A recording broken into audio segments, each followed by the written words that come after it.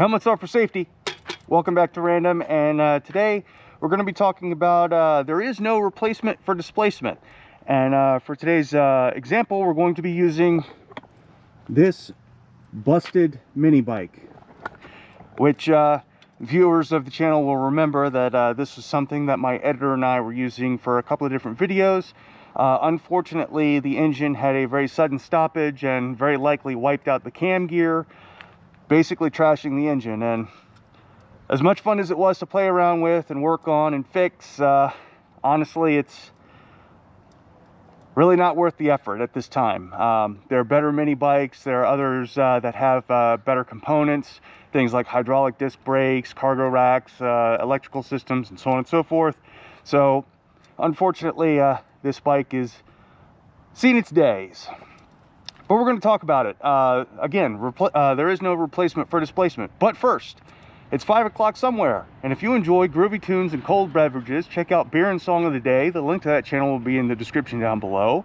Also, check out the friend of the channel, Scoop the Avenger on Twitch.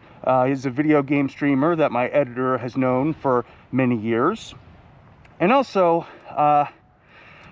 check out BrandonHerreraForCongress.com. Because politicians should be afraid of one thing and one thing only, and that is being removed from office, either from election or that other way that YouTube really doesn't want us talking about. So, BrandonHerreraForCongress.com, in the link down in the description. Check it out when you can. So, no replacement for displacement.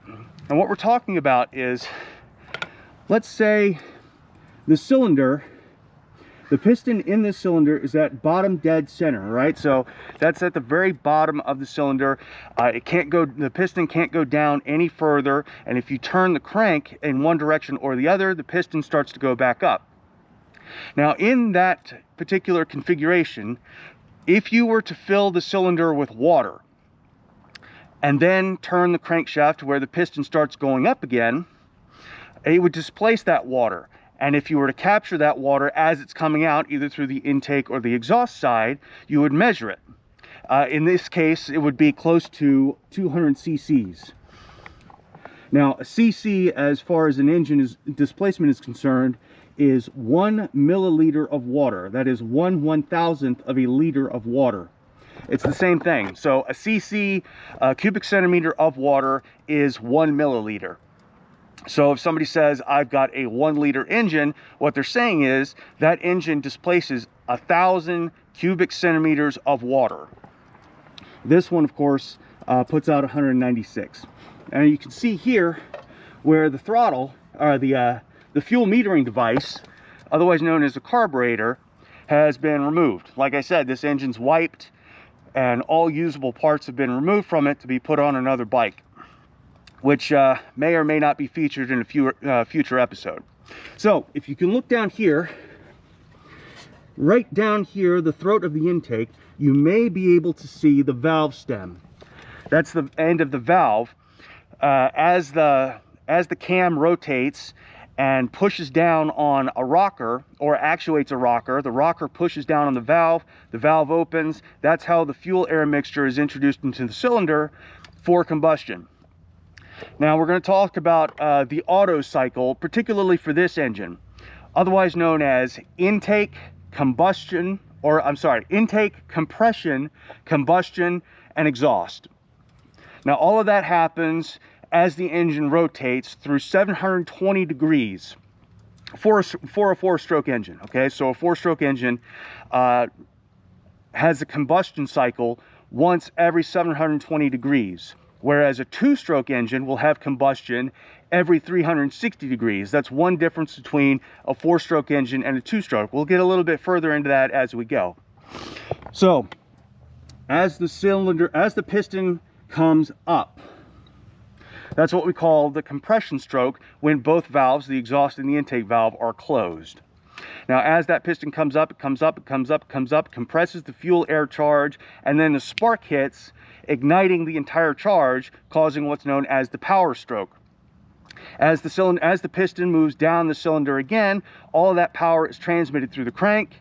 That power is then transmitted to In this case, a slipper clutch, which then turns the chain, which that turns the wheel. And as the piston comes up after the power stroke, that's what's called the exhaust stroke, okay? So the cam inside the engine will then open the exhaust valve a little bit. It'll open, open, open, full open. All the exhaust comes out of the engine. Piston starts coming back down. As the piston comes down, the intake valve will open. Then new air, new fuel mixture will come into the cylinder, and once the piston hits bottom dead center and starts coming back up, it's on the compression stroke. And again, the entire process will begin again. So the charge will compress and compress until it ignites with the spark plug. Piston starts going down on the power stroke, power is transmitted, and the cycle continues. Again, this engine only fires once every 720 degrees, where a two-stroke fires once every 360 degrees. We'll get in, like I said, we'll get into that a little bit more as the episode goes on. Okay, so displacement. The more displacement an engine has, the more water, or more specifically, the more air can go into and out of that engine.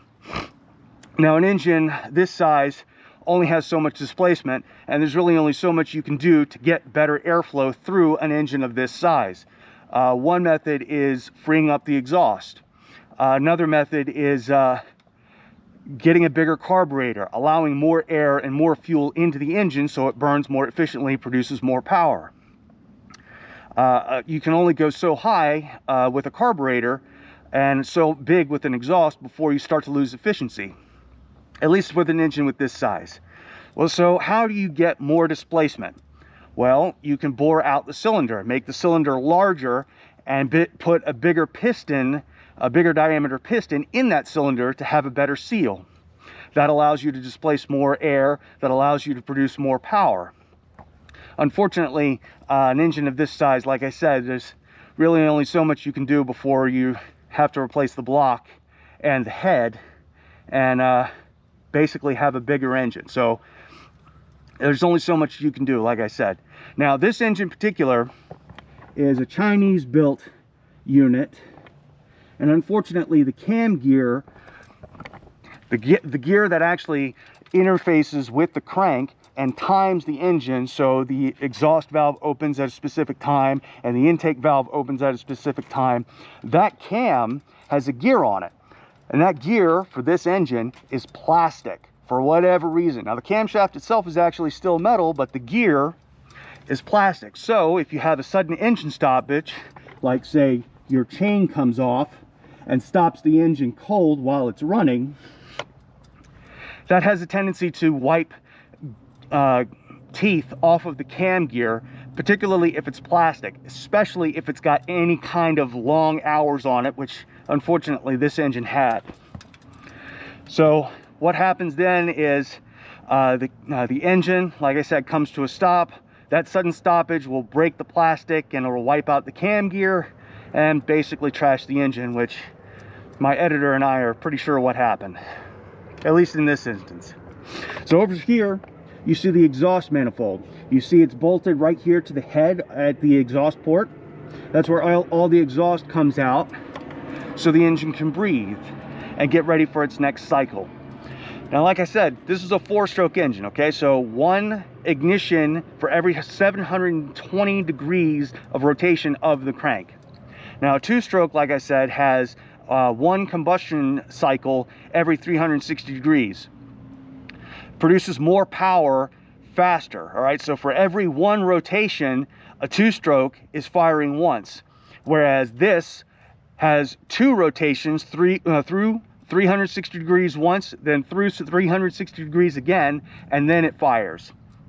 So 2-strokes produce a little bit more power per their size. So you can have a 50cc 2-stroke engine produce a lot more power than a 50cc 4-stroke engine very, very quickly. 2-stroke engines also have higher RPMs, but that's because they don't have valve train assemblies like a 4-stroke. So a 2-stroke will have what's called not reed valves, that's ridiculous.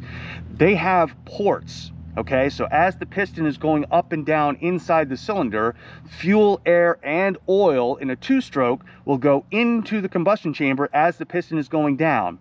As the piston goes back up, it fires, the piston comes back down and moves out of the way of the exhaust port. The exhaust goes out, the piston continues down, more fuel, more air, more oil comes in, piston goes back up into compression, and then hit with the spark again. Now it's on its power stroke again. So that's kind of cool, right? Now, like I said, this is an engine running on the Otto cycle. So it has four separate stages in a combustion cycle. Again, intake, compression, combustion, exhaust. Whereas a two-stroke is just always running because of those ports milled into the side of the cylinder that the piston opens up as it moves. So that's kind of cool. Now, like I said, unfortunately, this engine is basically foobar. So we can't really do a whole lot with it. Now, the frame itself is actually still in really good shape, and the fuel tank, unfortunately, we're probably gonna have to ditch that too, which is a shame because that's a really nice tank, and my editor would really like that on the new mini bike, but whatever. Can't have everything in the world, I guess. Anyway, now this engine operates very similarly, actually exactly the same as what's in your car. The big difference is there's a few. Number one, the displacement. Like I said, this only displaces 196 cubic centimeters of water, where your standard car engine will displace anywhere from 2.5 to 3.5 to even 8.5 liters of water, depending on the size, depending on the application and who builds the engine. Now, this engine isn't really designed for higher RPMs. The cam and the springs and the valves, not really designed for anything in excess of, we'll say, 9,000 RPMs, where something like a Formula One engine is designed to go up to 11,000 RPMs and sustain those rotations for an excessive amount of time. We'll say a Formula One engine will do 11,000 RPM for an hour before it really starts struggling. This won't even come close to that. It'll basically fly apart unless you change out the cam, which would be necessary for this particular engine. You change out the valve springs, which would be a good idea for an engine of this size, and you change out the valves, all of which it's kind of not worth it, at least on this engine. Like I said, it's already got quite a few number of hours on it, and it just wouldn't make any logistical sense to do that. So a four-stroke engine like this, pretty rudimentary, all right? So really easy to get parts for, really easy to work on in most cases.